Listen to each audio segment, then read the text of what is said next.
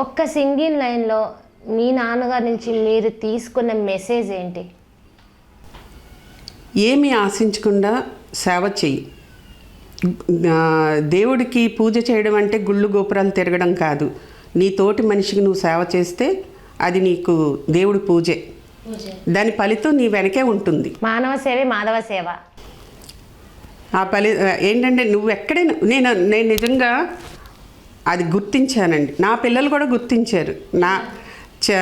వాళ్ళు కొంచెం ఎదిగే వరకు నాకెప్పుడు వాళ్ళు వ్యతిరేకంగా ఇది కాదు మమ్మీ ఎందుకు ఇలా చేస్తున్నావు అని అన్నది లేదు. మనసులో ఎప్పుడైనా ఏమన్నా ఉందేమో కానీ నాకు ఫుల్ సపోర్ట్ ఇచ్చేవాళ్ళు. వాళ్ళు కూడా అలా అని నేను ఇల్లు వదిలేసే సర్వీస్ చేసింది కూడా లేదు. నేను నా ఇంటిని సరిగా చేసుకున్న తర్వాతే, అంటే ఉన్నంతలో నేను ఉదయాన్నే వెళ్ళాలి, నా పిల్లల్ని ఏది మిస్ కాకుండా అన్నీ చేసుకొని, కావాలంటే నేను తెల్లారుజామున 3 గంటలకు కూడా లేచి చేసుకునేదాన్ని. కానీ వాళ్ళని ఎప్పుడు ఏది చేయకుండా బయటికి వెళ్ళిపోయేదాన్ని కాదు. వాళ్ళ ఇంటికి వచ్చే టయానికి ఇంట్లో ఉండేదాన్ని. మమ్మీని మిస్ అవ్వకూడదు. మీ బాధ్యతను మీరు మిస్ అవ్వలేదు, పిల్లల బాధ్యతను కూడా మిస్ చేసుకోలేదు. మేము ముగ్గురం ఫ్రెండ్స్ అండి. పిల్లలు మీరు ఏది ఉన్నా సరే, అవతల ఎవరైనా కామెంట్ చేసినా లేకపోతే ఎవరైనా ఏదన్నా ఇస్తానన్నా చేస్తానన్నా వచ్చి మమ్మీ వాడు ఎవరైనా లవ్ లెటర్ ఇస్తే తెచ్చి ఓపెన్ చేయకుండా నాకు ఇచ్చేవాళ్ళు.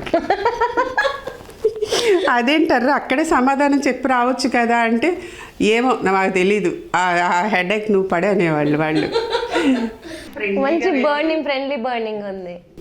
ఫ్రెండ్స్తో సినిమాకి వెళ్తామంటే, అరే నేను ఆ సినిమా చూద్దాం అనుకున్నాను రా అంటే, ఓకే మనమే వెళ్దాం, అంతకంటే ఏం కావాలి అంటే, ఆ ఫ్రెండ్స్తో వెళ్ళడం కంటే నాతో రావడానికి వాళ్ళకి ఇష్టం. ఓకే, ఫ్రెండ్లీగా మూవ్ అవుతూ ఏదైనా ఫ్రీగా మాట్లాడుకునే విధంగా మీరు పిల్లలతో ఉన్నారు. వాళ్ళకి ఏ ప్రాబ్లం, ఇప్పుడు పేరెంట్స్ ఎట్లా ఉన్నారంటే, ఏదైనా ప్రాబ్లం వచ్చింది, అవతల అబ్బాయి టీచ్ చేస్తున్నాడు, ఇలా టీచ్ చేస్తున్నారని చెప్పేదారి ఎంతమంది పిల్లలకి ఇంట్లో ఉంది? సరే అది పక్కన పెడితే, ఒకవేళ చెప్పారే అనుకోండి, చెప్తే నువ్వేం చేస్తే ఆ పిల్లాడు నిన్ను అన్నాడు, నువ్వెందుకు చూస్తున్నావు, నువ్వెందుకు పట్టించుకుంటున్నావు అంటే ఆ పిల్లలు ఎక్కడ చెప్పుకుంటారండి? ఎవరికి చెప్పుకుంటారు? ఎగ్జాక్ట్ అండి. వాళ్ళు ఏమైనా చెప్పుకుంటుంటే నువ్వు చూడండి, నువ్వు మాట్లాడింది వాళ్ళు చేయరు కదా అనే ప్రశ్న వస్తుంది. అది రావడం వల్ల వాళ్ళు చెప్పుకోగలరా బయటకు వచ్చి? అందుకనే మేము కాలేజీల్లో అవేర్నెస్ ఇస్తూ ఉంటాము. వెళ్ళి ఎవరికి నీడ్ ఉన్నా సరే, మామూలుగా నేను ఒకసారి భీమవరం వెళ్ళాను హ్యూమన్ రైట్స్ మీటింగ్ మీద. అక్కడ మాట్లాడుతా నేను చెప్పాను, నా ఫోన్ నెంబర్ ఇస్తూ, ఇట్లా ప్రేమ అట్రాక్షన్ ఈ రెండిట్లకి మధ్య వ్యత్యాసం చెప్పా. ఆ పిల్లలు మా మీటింగ్ అవగానే బయటకు వచ్చేసి నా చుట్టూ చేరి ఫోటోలు తీసుకొని, మేడం మీకు మేము కాల్ చేస్తాం, మాకు ఏదైనా అవసరమైతే మీరు మాట్లాడతారా? కంపల్సరీ మాట్లాడతానమ్మా అని. వాళ్ళు చెప్పే ఒక్కొక్క సమస్య ఏంటంటే నాకు చాలా బాధ అనిపించింది. వాళ్ళు చెప్పేదంతా కూడా కంప్లైంట్ అని కాకుండా పేరెంట్స్ గురించే చెప్తున్నారు వాళ్ళు. అంటే ఇక్కడ పేరెంట్స్ సహకారం లేదు. మా చెల్లి ఇంటికి వచ్చిన తర్వాత కూడా ఫోన్లో వేరే వాళ్ళతో మాట్లాడుతుంది. మేడం ఎందుకు నాతో షేర్ చేసుకో అంటే, నీతో ఎంతసేపు షేర్ చేసుకోను, అమ్మ ఉంటే అమ్మతో మాట్లాడుకునేదాన్ని, నాన్న ఉంటే నాన్నతో మాట్లాడుకునేదాన్ని అని. సరే వచ్చాక మాట్లాడదామంటే మా మమ్మీ ఏమో ఫ్రెండ్స్తో ఫోనుల్లో మాట్లాడుతూ ఉంటుంది, డాడీ ల్యాప్టాప్ పట్టుకు కూర్చుంటారు, మేము ఎవరితో మాట్లాడాలి మేడం? అమ్మాయికి కొంచెం వివరణ ఉంది కాబట్టి చెల్లి గురించి చెప్పింది కాబట్టి తను కూడా అలానే ఫీల్ అవుతుందిగా. పేరెంట్స్ అనేవాళ్ళు ఎంత పనున్నా ఇంటికి వచ్చిన తర్వాత పిల్లల్ని దగ్గరికి తీసుకొని కూర్చొని, ఇప్పుడు అందరూ టీవీకి అంకితం అయిపోయారు. నేను వద్దాను, ఇప్పుడు కూడా టీవీ చూస్తూ ఉంటారు, సెల్ ఫోన్ చేస్తాను అంటారు. నువ్వు ఫ్రెండ్స్ తోటి బయట ఎవరెవరితోటో నువ్వు మాట్లాడుతూ నీ టైం స్పెండ్ చేయగలుగుతున్నప్పుడు నీ లోకం పిల్లలు కదా. ఏది చేసినా పిల్లల తర్వాతే మనకి. చివరాఖరికి వచ్చేసరికి దుర్మార్గుడైన వాడికి ఆస్తి ఇస్తాం కానీ పక్కనోడికి ఇవ్వవు. అటువంటప్పుడు నువ్వు అంత నీ పిల్లల కోసం సంపాదిస్తూ, నీ పిల్లల కోసం కష్టపడుతూ, నువ్వు నీ పిల్లలకి టైం స్పెండ్ చేయలేకపోతే, వాళ్ళు ఎదిగే టైంలో వాళ్ళకి ప్రేమను ఇవ్వలేకపోతే వాళ్ళు దాన్ని బయట ఎత్తుక్కుంటున్నారుగా. అది ఎలా అండి? ఎందుకు ఆలోచించడం లేదు? ఆ సెక్యూరిటీ, ఆ ప్రేమ, ఆ స్నేహం, వాళ్ళకి ఏది కావాలంటే చేసేది బయట వెతుక్కొని ఇరుక్కొని పోతున్నారు. వాళ్ళు చేసే ఎదుటి వ్యక్తి చేసే ఆ మోసాన్ని పసిగట్లైపోతున్నారు. అదే నిజమైన స్నేహం, ప్రేమ కావాలని కోరుకొని బలైపోతుంది యువత. ఇప్పుడు కాలేజీ అవ్వగానే ఇంటికి వెళ్ళిపోతే మా డాడీ ఉంటారు, మా మమ్మీ ఉంటుంది, వాళ్ళతో టైం స్పెండ్ చేద్దాం అనుకుంటే ఆ పిల్లలు అక్కడ ఇంకేమీ వెతుక్కోరు కదా. అది భయపడి రాకూడదు. మమ్మీని మిస్ అయిపోతాను, డాడీని మిస్ అయిపోతాను అన్న బాండింగ్తో రావాలి. అది వచ్చినప్పుడు ఇవన్నీ ఉండవుగా. ఏదన్నా ఉన్నా చెప్పుకుంటారు, డాడీ ఇలా ఉంది, మమ్మీ ఇలా ఉంది. అంటే అందరూ అలా ఉన్నారని నేను చెప్పను, కాకపోతే చాలా వరకు 80% అట్లా ఉన్నారు. ఎగ్జాక్ట్ మీరు నాకు ఒక మాట అన్నారు, నువ్వెందుకు చూసావు, నువ్వు చూడందే, నువ్వు మాట్లాడందే అని. నిజంగా ఇలాంటి వాటికి చాలా ప్రశ్నలు నేను ఎన్నో చోట్ల విన్నాను. అసలు ఇలాంటి లైన్కి అసలు మెసేజ్ ఏం చెప్పచ్చు మేడం? ఒక ఆడపిల్ల చెప్పుకుంటుంది, అంటే ఇలా పడుతున్నాడు, నాకు ఇలా ప్రాబ్లం, అసలు నేను నాకు ఇలాగ నన్ను ప్రపోజ్ చేసి నన్ను పలానా రూమ్కి రమ్మంటున్నారు, నన్ను ఇలా బెదిరిస్తున్నారు. చెప్పుకోక ఎప్పుడో బయట పడుతుంది. బయట పడినప్పుడు ఆ పేరెంట్స్ ఇంత దాకా వచ్చిందంటే, పేరెంట్స్ అయినా ఫ్రెండ్స్ అయినా ఇంత దాకా వచ్చిందంటే నువ్వు కదపకుండానే అవుతుందా, నువ్వు చేయకుండానే అవుతుందా? అంత దాకా ఎవరు రారు. ఇలాంటి ప్రశ్నకు మీ అనుభవంతో ఇచ్చే సమాధానం ఏంటి? ఫస్ట్ పేరెంట్స్ అందరినీ కూర్చోబెట్టి కౌన్సిలింగ్ చేయాలండి అట్లాంటి వాళ్ళని.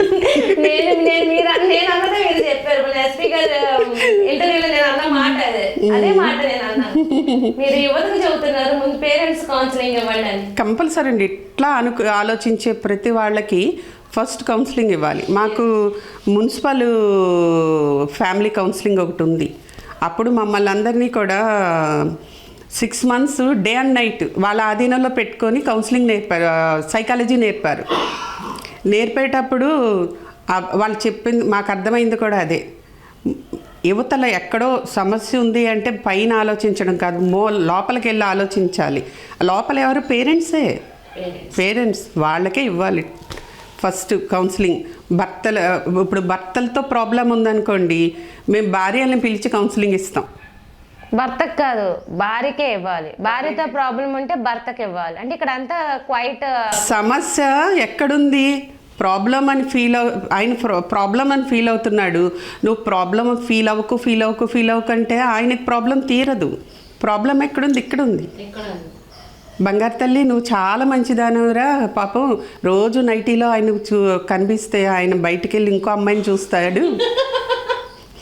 నువ్వు చక్కగా నువ్వు మనిషివే, శుభ్రంగా తిని శుభ్రంగా తయారవ్వు, లక్ష్మీదేవిలాగుండు, చీర కట్టుకుంటే పాడైపోద్ది, నైటీ ఫ్రీగా ఉందని రోజు నువ్వు తెల్లారు లేచింది మొదలు నైటీలోనే కనిపిస్తే ఎలా అండి? ఆ మాట భర్త చెప్తే వినరుగా. నేను నీకు ఇప్పుడు అందంగా కనిపించడం లేదు, నువ్వేదో వంక పెడుతున్నావు అంటారు. అది మనం పిలిచి కూర్చోబెట్టి చెప్తే వాళ్ళకి అర్థమవుతుంది. అవును, ఎందుకంటే ఇప్పుడు నైటీ డైలీ యూనిఫామ్ పిల్లలకి ఎలాగో ఇప్పుడు నైటీ యూనిఫామ్ అయిపోయింది. అంటే ఫ్రీగా ఉంటుంది, పైనుంచి వేసేస్తున్నాం అనుకుంటున్నారు. కానీ నైటీ అంటే ఏంటండి? నైట్ వేసుకోవాల్సి, నైట్ వేసుకొని ఆ నైటే మళ్ళీ ఉదయాన్నే ఒక మంచి డ్రెస్తో బయటికి రావాలంటే నైట్ వరకే అనేది. మన వాళ్ళకి మనం అంటే బయట వెళ్తున్నప్పుడే మనం బాగా రెడీ అవ్వాలి అనే ఒక ఇది ఉంటుంది. కానీ మన వాళ్ళకు కూడా మనం అందంగా కనిపించాలి అనేది ఎందుకు మర్చిపోతున్నారో అర్థం కావడం లేదు. కొంచెం మన వాళ్ళు కూడా చాలా మంచివాళ్ళు. చిన్న ఇది అనేది తెలిస్తే ఇలా చేయగలిగితే చాలు, వాళ్ళు కవర్ అవుతారు. చాలామంది కవర్ అయ్యారండి. మేమైతే ఫ్యామిలీ కౌన్సిలింగ్లో ఏం సంపాదించావంటే, నేను కొన్ని వేల కుటుంబాలను సంపాదించాను. మా వాళ్ళందరూ దీంట్లో కూడా ఫీజు తీసుకోవచ్చు అంటున్నారు అన్నప్పుడు చాలా హ్యాపీ ఫీల్ అయ్యారు. అప్పటికి మేము వేలల్లో చేసాం కేసులు. చేస్తే అప్పుడు అనుకున్నా, నేను ఫ్రీ అయిపోయాను అనమాట. ఓకే, వీళ్ళందరూ చాలా యాక్టివ్గా ముందుకు వస్తున్నారు, నేనే ఈ బర్త్డేనంతా నెత్తి మీద పెట్టుకోవాల్సిన అవసరం లేదు. సెలెక్టివ్గా ఎవరైతే స్టేషన్కి వెళ్ళి డబ్బులు పెట్టుకోలేరు, ఖర్చులు పెట్టుకోలేరు, ఎవరైతే కోర్టుకు వెళ్ళి ఖర్చులు పెట్టుకోలేరు, వాళ్ళకి న్యాయం కావాలి అనుకున్న వాళ్ళని మాత్రమే తీసుకోవడం. అంటే నేను ఫ్రీ అయిపోయాను అప్పటి నుంచి. తీసుకోవడం, వాళ్ళ వరకు నేను కష్టపడడం. ఒక్కటి గర్వంగా చెప్పగలనండి, మా దగ్గరికి వచ్చే ఎవరైనా సరే కోర్టుకి వెళ్ళినా వాది ప్రతివాది ఉంటారు, స్టేషన్కి వెళ్ళినా ఫిర్యాది అపరాధం ఉంటారు. మా దగ్గరికి వచ్చిన ఇద్దరు మాకు సమానమే. ఇద్దరు వర్షన్ విన్న తర్వాతనే మేము ఇద్దరి గురించి మాట్లాడతాం. ఎవరైతే ఫిర్యాదు చేశారో వాళ్ళ తరపున మాట్లాడడం అనేది అస్సలు ఉండదు. నెక్స్ట్ మా నుంచి వెళ్ళేటప్పుడు ఇద్దరు సంతోషంగా వెళ్తారు. గుండెల్లో బరువు దిగిపోయి చాలా హ్యాపీగా వెళ్తారు. ఆ చిన్న చిన్న పాయింట్ ఏంటి అంటే వాళ్ళు ఈగోతో వస్తారు, ఈగో వదులుకొని వెళ్తారు. సమస్యలన్నిటికీ కారణం ఈగో మాత్రమే. ఏమండి, ఒక ఇంట్లో ఉంటున్నాం ఫ్రెండ్స్ అయితే ఏదన్నా అన్న మళ్ళీ అది కాదే అనగానే తగ్గిపోతాం. అది కాదంటే అయిపోద్ది, తగ్గిపోతాం కదా. అదే భార్యాభర్తల మధ్యలో ఎందుకు ఆ ఈగో? ప్రేమ ఉన్నంతసేపు ఆ ఈగో ఉండదండి. మధ్యలో ఎవరైనా దూరి దానికి మరుగున పరిచారు అంటే ఆటోమేటిక్గా ఈగో లేచి వచ్చేస్తా బయటికి.